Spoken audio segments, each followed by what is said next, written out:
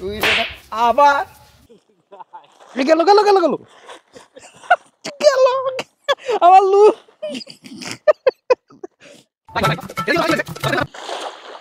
Wow খাইলে ওই যে মরে যাই।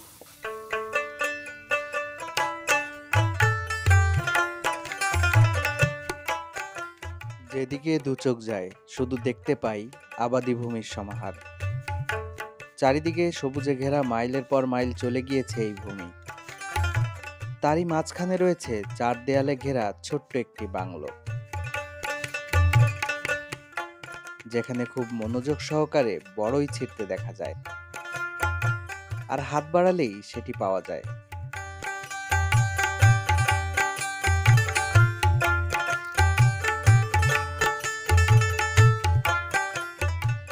বাংলো বাড়িটি এখনো নির্মাণাধীন বিধায় সৌন্দর্যের বহিঃপ্রকাশ ফুটে ওঠে অর্ধ সমতুল্য।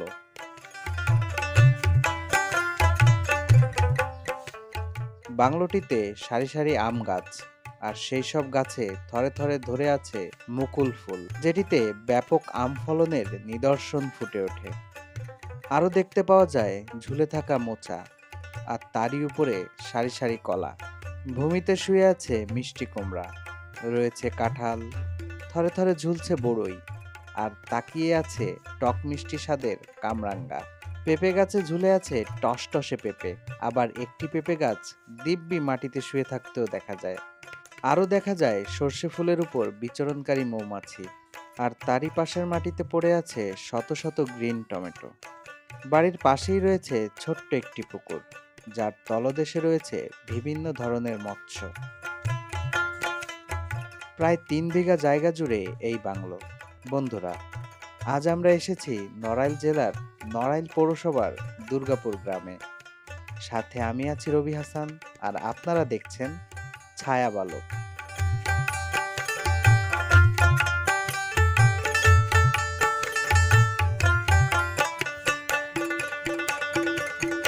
আমার নাম ডাকনাম সাগর, আমি আরিফের ফ্রেন্ড। আরিফ ও ও সোনাপতা স্কুলের ছাত্র আরিফ। আপনারা তো মনে হয় আমার বন্ধু আরিফকে চিনতে পারছেন। এই যে আমার সেই বাল্যবেলার বন্ধু, সোনাপতা স্কুলের 1 নম্বর ছাত্র। দাঁড়াও দাঁড়াও, 1 নম্বর ছাত্র, এবং ও ছিল 1 নম্বর রোল। আমার বন্ধু খুব কাছে, এই যে সেই আরিফ। এত রোলটা বলে দে। আমার রোল ছিল 28। আমরা ব্যাক বেঞ্চের ছাত্র না? হ্যাঁ হ্যাঁ, এই যে ভালো ছেলে, ওর জন্য এই লাঠিটা রাখছি। খেলা হবে, খেলা হবে। কি খবর? আজিজ ভাই যে মনিটর ছিল তুই কি জানিস? বাবার নাম তুলে কথা বলবা না, বেয়াদবি করো না একদম একদম। কিন্তু এটা দিয়ে ওই মার আর মার, মার কক সর্বতে মার। এই শালা, ওই এটা দিছিস মুখে এই এটা ওই কিন্তু দেখছিস ওটা কি আছে? কি আছে তা কও? আসলে এটা দিয়ে মানে কি আছে? তুই আবার একদম যা ভাই বেয়াদা বলে ছাইরে দিলাম এবার মতো। আমার বন্ধু খুবই লাজুক প্রকৃতির ছেলে। আমার ওর বন্ধু আগামী খুব মাসের ভালো 3 ছেলে। তারিখ বিয়ে। আপনারা সবাই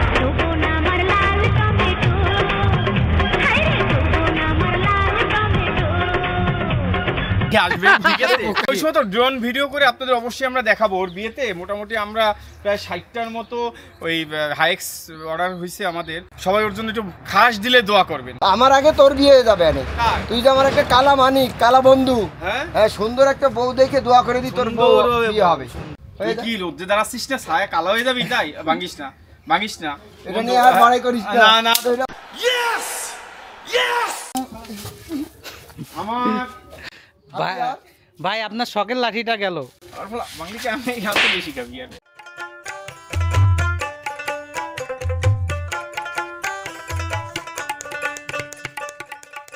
এখানকার মানুষেরা সাধারণত কৃষিকাজের সাথে জড়িত।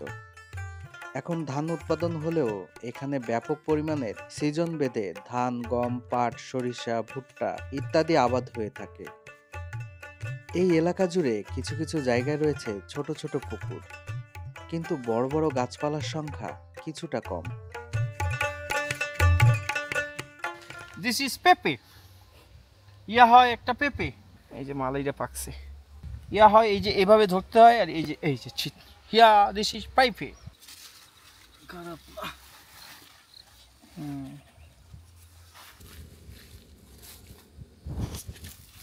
এইটা বড়, সবচেয়ে বড় মনে হয় না? না, এর থেকেও বড় আছে। না, এতে বড় নাই। বড় কুমড়ো আছে ওই যে ভাইয়া, ওইটা এখন আমরা যা দেখবো কুমড়োটা কত বড় হয়। ইনশাল্লাহ আমার কাছে মনে হচ্ছে কুমড়োটা মোটামুটি 30-40 কেজি ওয়েট হবে না, ঠিক আছে, কিন্তু তারপরেও 5-7 কেজি হবে। এই জায়গায় যে এত বড় কুমড়া আছে এই তো অনেক। এই যে এখন কাশিটা নিয়ে আসি। বাংলো বাড়িতে সাপের খোলস পাওয়া গেছে, এই যে সাপের খোলস, এই যে আর একটা। বাংলোর ভূমিতে শত শত কুমড়া গাছের সমাহার, যেটি ব্যাপক সৌন্দর্য বর্ধনের অংশীদারি।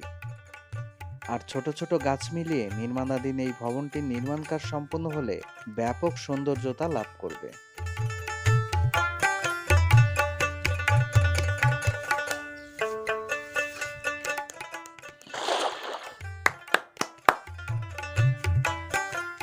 পুকুরে জাল ফেলানো এবং সাঁতার কাটার প্রতিযোগিতা আমরা ব্যাপক উপভোগ করেছি।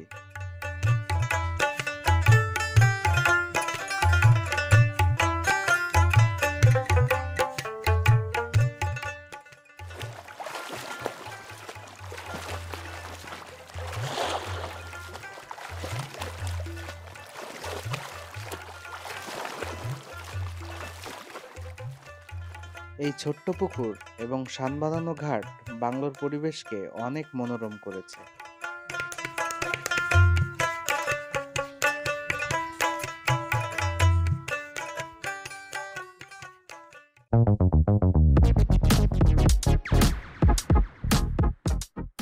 বারবিকিউর আয়োজন করা হচ্ছে। আজ আমরা এখানে রাত্রি যাপন করব এবং গভীর রাতে পুকুরে মাছও ধরব। এখন আমাদের রাজ ভাই, যিনি এই প্রজেক্টের দায়িত্বে আছে, একজন ইঞ্জিনিয়ার, তিনি নিজ হস্তে মুরগিগুলোকে সাফ করছেন। ভাই, আপনার কেমন লাগতেছে যদি একটু আপনার মনের কথাটা খুলে বলতেন। মূল বিষয়টা কি, এটা জীবনে ফার্স্টই করতেছি, তবে কষ্ট মনে হচ্ছে না, যেহেতু করতেছি হলো ভাই ব্রাদারকে জন্য, এটা আলাদা একটা মজা কাজ করতেছে। তবে ভাগ্যিস বাড়ির বউরা এইসব যেন না জানে, জানলেই সমস্যা। আগুন জ্বালানো শুরু হয়েছে, কিছুক্ষণের মধ্যে বারবিকিউ কাজ শুরু হয়ে যাবে।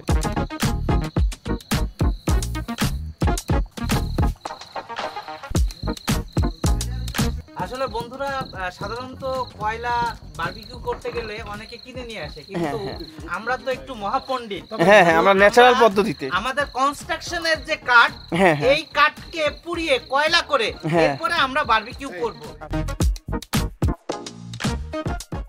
সবাই মিলে কাজ করার মজাই আলাদা, তাই যে যেমন পারছে নিজ হস্তে তা করছে। বন্ধুরা দেখুন, এখানে কিন্তু সবাই কিন্তু কেউ না কেউ কাজে রয়েছে। যেমন এই দাদা আদা ছিলছে, এই দাদা লেবু ছিলছে, আর এই দাদা রসুন ছিলছে, এই দাদাও রসুন ছিলছে। মশলা রেডি। এখন আমরা মাংসে মশলা ভালোভাবে মাখিয়ে নিচ্ছি। এবার ম্যারিনেশনের জন্য অপেক্ষা। ততক্ষণ আমরা একটু বাগান বিচরণ করে আসি। ভাই, আপনি কাছি নিয়ে এই রাতে কই বের হইছেন? আমি এইখানে একটা অ্যানাকোন্ডা সাপ আছে, অনেক বড়, ডরে আমার ঠ্যাং কাঁপতেছে। এর মাথাটা বলে এত বড়, ঠিক আছে। এখন আসলে আমি এই অ্যানাকোন্ডা সাপটা খুঁজতে বেরোইছি, এই যার কারণে আমি এই কাশিটা নিছি। মোটামুটি আমি যদি ওরে দেখতে পাই, এক কোপে ওর আধা কল্লা নামাই ফেলাবো। আর যদি আপনার পেটে কামড় দেয়? হ্যাঁ, আমার পেটে কামড় দিলে আমার পেটটা কমিয়ে দেবে, আমি ওরে না ধন্যবাদ বোতলে আর মারবো না ওরে। আমি টমেটো কাঁচা খাওয়া যায়, খাই। ভাই, আপনারা সাপ মারার বদলে এতগুলো টমেটো টুকাই আনছেন, আপনারা কি মানুষ? সালাতের জন্য টমেটো খোঁজার পর্ব শেষ। এখন ব্যক্তিগত কাজে ওনারা কুমড়োর খোঁজ করছেন।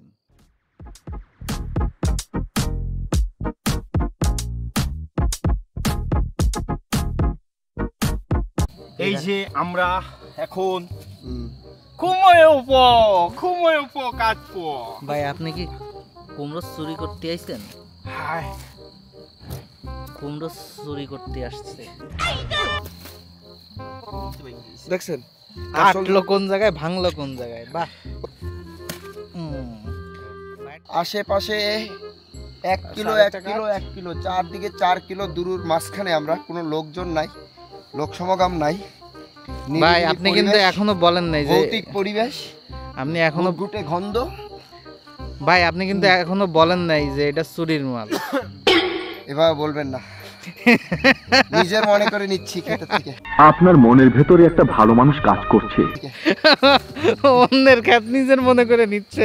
আমি তো বুঝি না, মাথায় ঢুকে না। অনেক খুঁজে খুঁজে আমরা আর একটা কুমড়ো পেলাম, সেটা আমরা এখন এইভাবে ধরবো আর এইভাবে ভিডিও হবে আর এইভাবে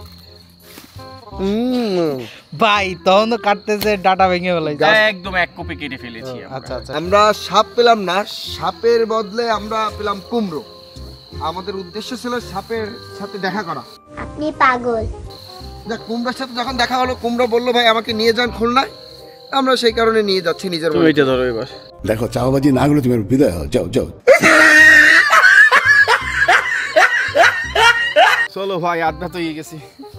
আরো অনেক কাজ আছে। এরপরে পেঁপে অভিযানে নামবো চুরি আমরা। করতেও ভাই কষ্ট লাগে বুঝছেন। আমরা অনেক পেঁপে অভিযান নামবো এরপরে। চুরিকৃত মাল, চোরাই মাল।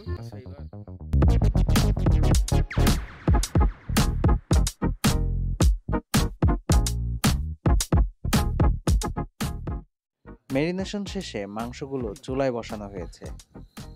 টেম্পোরারি ইটের উপর রড দিয়ে এই চুলা বানানো হয়েছে, যেটি ব্যাপক কাজে দিয়েছে। সময় যত যাচ্ছে তত পরিবেশটা মনোমুগ্ধকর হয়ে উঠেছে।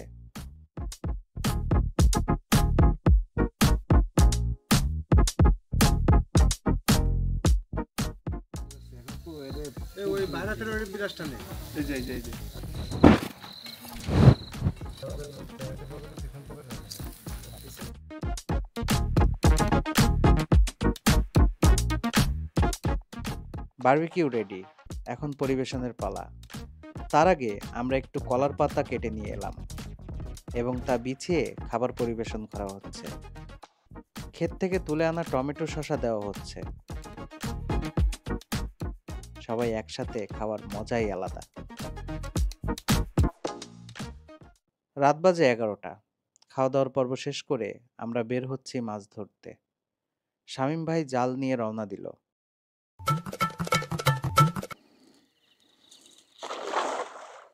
আপাতত এই পুকুরে বড় মাছ নেই বললেই চলে, তাই মিডিয়াম সাইজের মাছ ধরাই আমাদের উদ্দেশ্য। ভাই এক ক্ষেপে এত মাছ!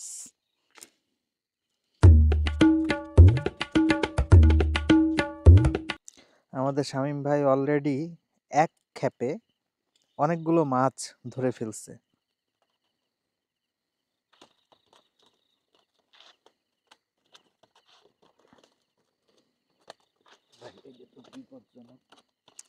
লাফালাফি করতেছে।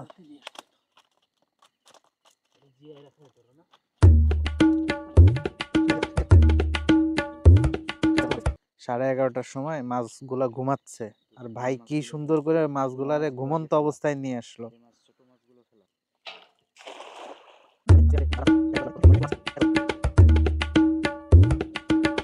ছোট ছোট উঠছে তো কয়েকটা।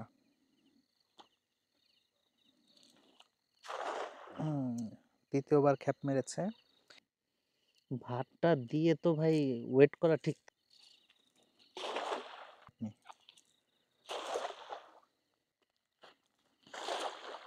কি মনে হয় পাইছেন কিছু?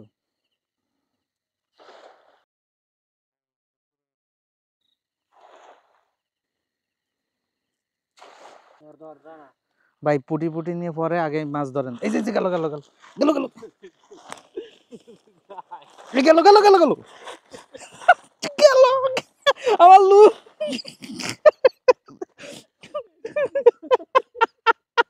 আরে মাছের সাথে কি যুদ্ধ! আমার লুঙ্গি টুঙ্গি নিয়ে রানা ভাই অনেক কষ্টে 4টা খাইছে। অনেক অনেক কষ্টে 4টা খাইছে রে ভাই।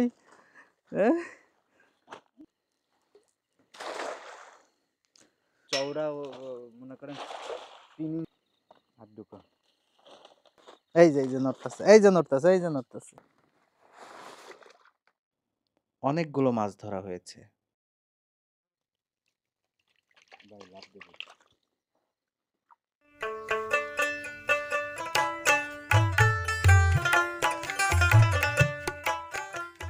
শুভ সকাল বন্ধুরা। গতকাল রাতে অনেকক্ষণ ধরে মাছ ধরেছি, আর সেটা ভেজে খাবার পালা। এখানে সকালটা খুব সুন্দর। কৃষকেরা বেরিয়ে পড়েছে ধান গাছের পরিচর্যায়। চারদিকে দু চোখ ভরে দেখতে পাই শুধু ধান গাছের সমাহার। এদিকে আবার সরিষা কাটা হচ্ছে। সেই ক্ষেতের পাশে মাইলের পর মাইল চলে গিয়েছে ধান গাছ। এসব ক্ষেতের মাঝে ছোট একটি জায়গা জুড়ে পরিবেশের সাথে মিলিয়ে যাচ্ছে বাংলো বাড়ি।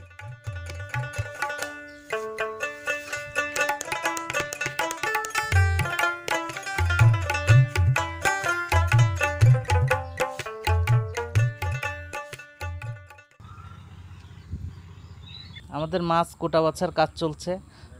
আমাদের ভাই মহোদয় গতকাল রাতে অনেক লাম্পিং ঝাম্পিং করে অনেকগুলো মাছ তিনি ক্যাচ করেছে। এখন তিনি সেটাকে কুটছে এবং রান্না করবে। আমরা সেটা খাবো, উপভোগ করব।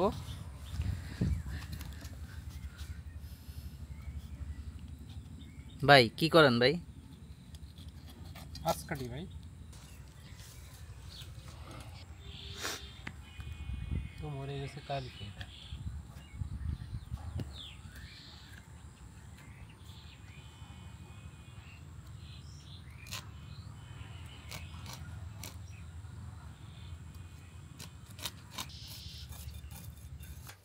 এবার তোরা কি জাকি জাতি কত শিখাইছি বেটা, হ্যাঁ তুই জাকাইতে পারো না?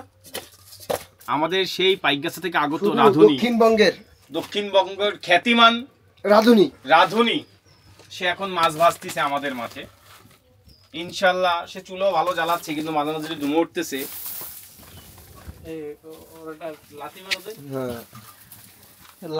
এরকম লাথি খাওয়ার অভ্যাস আমি জানি, আমার বন্ধুর ওয়াইফ ওকে দেয়, সেইটাই ও মিস করতেছে এবং আমাকে লাথি মারার কথা বলতেছে।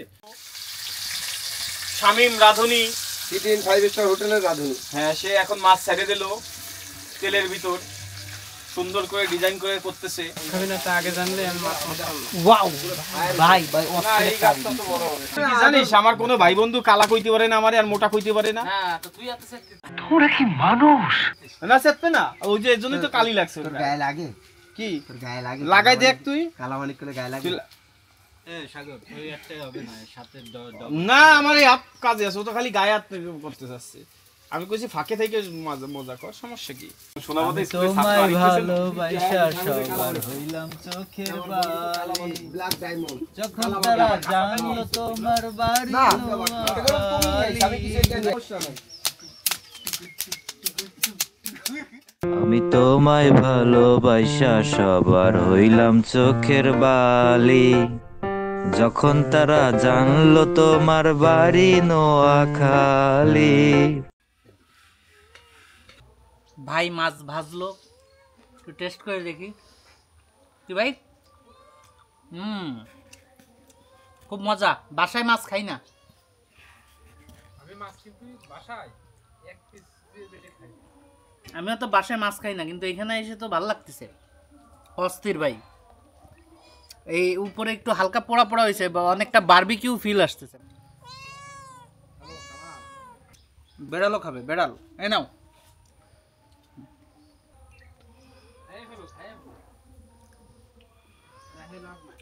কেমন লাগে ভাই?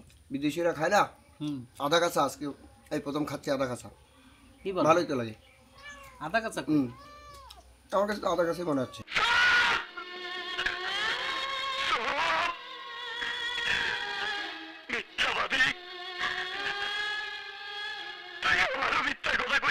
যাক তাও ভালো হয়েছে, উপরের মশলাটা দিয়ে আর ভিতরে আদা কাঁচাটা দিয়ে টোটাল এক প্রকার।